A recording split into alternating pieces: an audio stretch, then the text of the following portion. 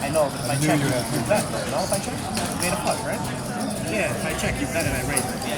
That's seat 2, that's seat 1, seat 3, oh, that's seat 4, sorry. Seat 5, seat 6. No, the 3 Kings definitely made sense. So that was full of that. 3 Kings definitely made sense.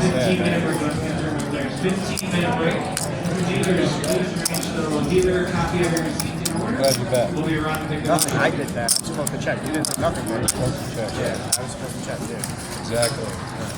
Would have been broke. You played it great. Would have been broke. Would have been broke.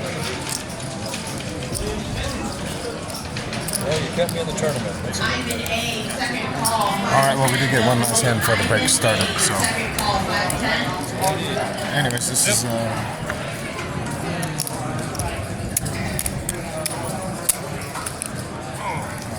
seat 2 is that one, chips.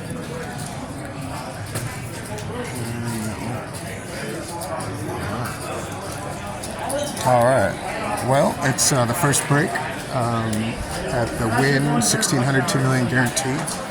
How do I flip this around? Anyways, just a quick little brief thing here. Okay, so whenever I go on break, the most important thing to me is figuring out what the chip stack sizes are. I convert them to big blinds. And then I start thinking about some of the exploits, some of the hands I've seen my opponents play. Oh, by the way, this is the line beginning of the tournament. It's pretty long. So I don't know if you can hear my voice. This is the Wynn Casino. Looks like we have 600 entries, 500 people left, so 100 people already punted or got coolered. Okay, well, the first thing I realized is I anticipated this being a tougher field. I got a good table draw. My table draw was all pretty inexperienced. I mean, they're experienced enough to think they're pretty good, but they've got some pretty big moves already. Mostly they're going to be too aggressive, and they're not going to, and they're also going to be scared of the nuts too much. So they're going to be trying to play too. They know aggressive's good. And when they get 3 and 4 bet and stuff like that, they're going to reduce their range down to just really good hands. They think they're tough. They think that they want to see a lot of flops, but they're just scared when pressure starts getting applied to them. And the ones that overcall, I don't see a lot of those guys just yet, to 3 bets and 4 bets. Let's see. I don't want this to be too long of a video, but we're doing good. I'm really confident in our table draw. We're one of the bigger stacks at the table, but that's not by much. We have like maybe 40,000, maybe 38,000. We start with 30, so it isn't much. No punters at the table though. Just a lot of over-opening and over-folding to 3 bets, which is kind of what I expected for intermediate new players. And then hand breakdowns, I'll do them later. I had a hand ace-king in C8. I raised 3x. This is when the blinds were 300. He's the big blind. He re-raised to about 3,300. At this point, a couple of the other guys, one of the mistakes younger players make when they're first learning how to be aggressive is they overvalue ace-king. There are spots where you should really value it, but it's not when the big blind, who's the only one to act in the pot, decides to 3-bet you pretty decently. Usually signifies you're blocking, like ace-queen, ace-jack, ace-10, which is what you really want, and that isn't usually how most players who have a little bit of experience play the big blind. If they were in the small blind, it would be different.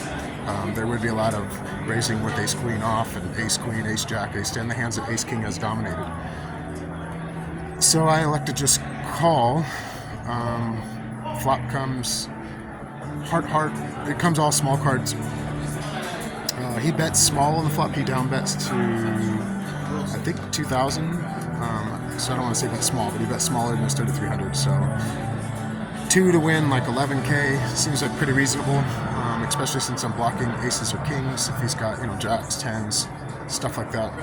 If I hit, I'm getting a pretty good price to try to catch ace or king. Queen comes on the turn. He checks.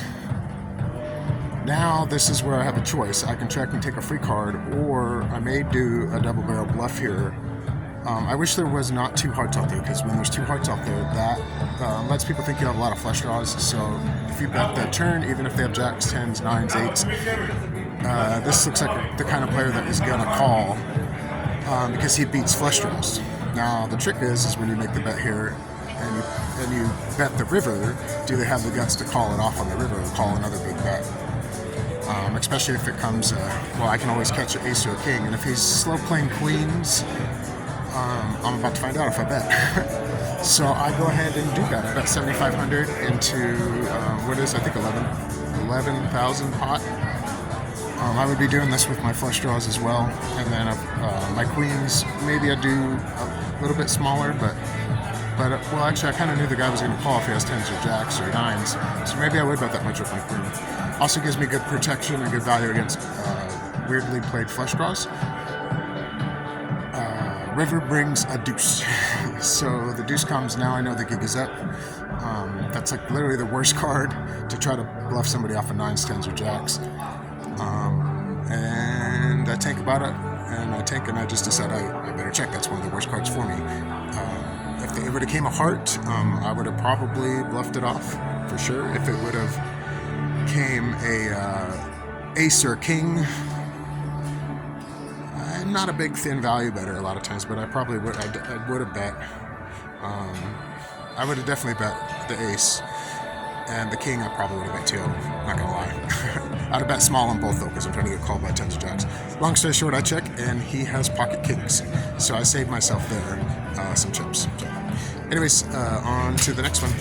Now, other hand breakdowns I'll do later. I got two people to bluff into me on the end, and I called with ace high on both. I kind of anticipated the way I played the hand. One of them was ace deuce of diamonds on a 5-5-8 board. I opened big blind defends. Actually, get two callers.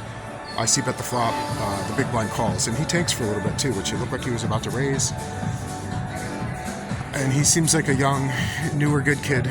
Whenever you're newer and good, you kind of give away some stuff because I know you have a strategy. And so I don't think their strategy is to check raise 8s there, so I know he wasn't thinking about an 8. He could be thinking about a 5, but I think he would have went ahead and continued it.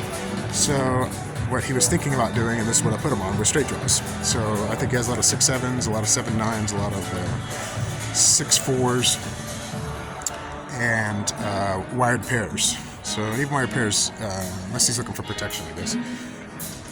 Turn brings a jack, he checks, I check.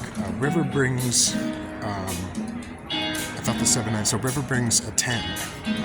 He bets a decent amount now. So I just set up all those combos that I thought.